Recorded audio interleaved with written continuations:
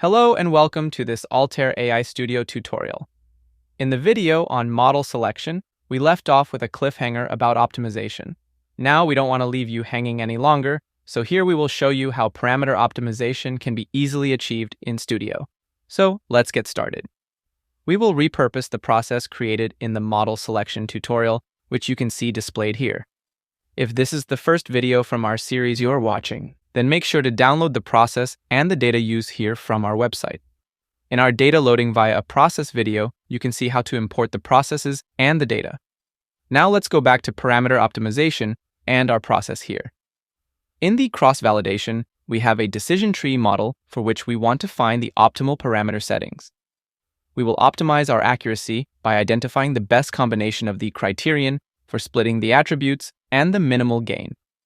The criterion selection defines the criterion by which attributes will be selected for splitting, and the minimal gain governs the threshold which we are requesting in order to allow the next split. The optimization is done via one of Studio's optimized parameters operators. We will use the grid version. Before we do that, let's first save the process in our repository as 07 parameter optimization. And while we're doing housekeeping, let's disable the compare rocks and the multiply operators since we won't need them here.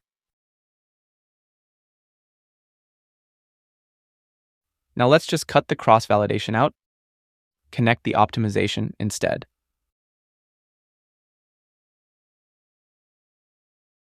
Then paste the cross-validation as a whole into the optimize parameters operator. After connecting the input and output of the cross-validation operator, we are now ready to define the parameters we want to optimize. So, let's select the Edit Parameter Settings wizard.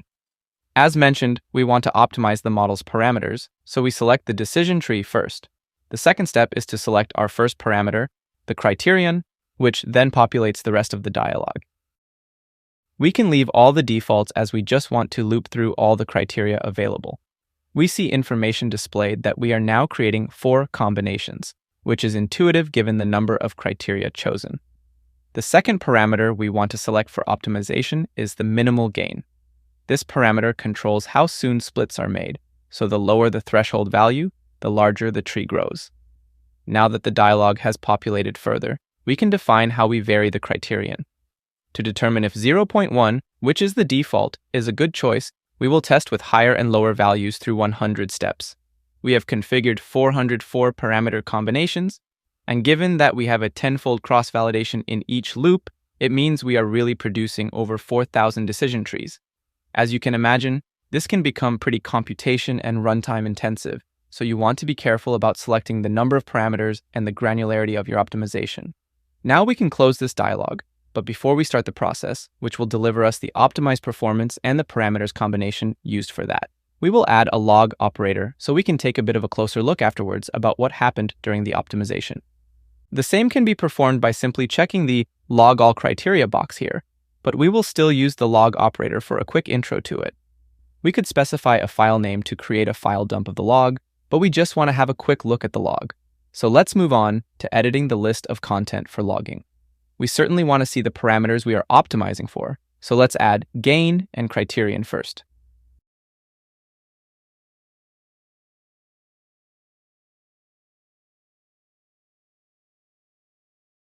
Be careful to select the correct instance of the decision tree here. The one with the number 2 in brackets is the one in our currently disabled compare rocks operator. Further, let's add an iteration counter.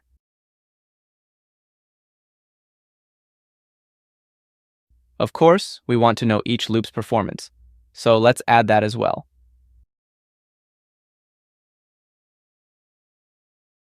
For both of the latter 2 list items, be very careful to retrieve the information of the cross-validation, and not from the model or even the performance operator, because if you do that, you are logging values inside the cross-validation, which are generated using the subsets in our 10-fold cross-validation. Okay, so we apply a count to the cross-validation, and then we log the performance value of the cross-validation. Let me repeat this.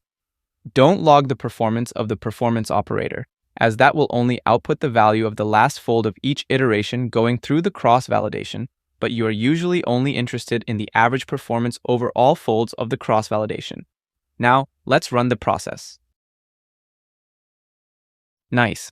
Our performance is roughly 85% with our optimized parameters, as shown here.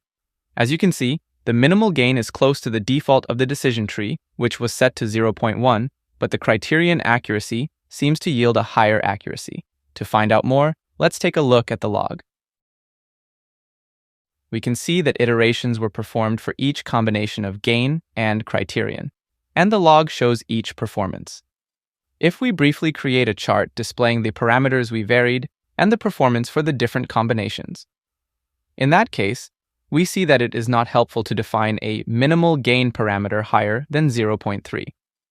And if we zoom in on the area with the highest performance, then we see that the accuracy was clearly the best split criterion to use. The next tab shows the same logs generated automatically by our optimized parameters grid operator. All right, this concludes our tutorial on parameter optimization. Make sure to check out the model selection module and the one on automation, which shows you an optimization using more than one model.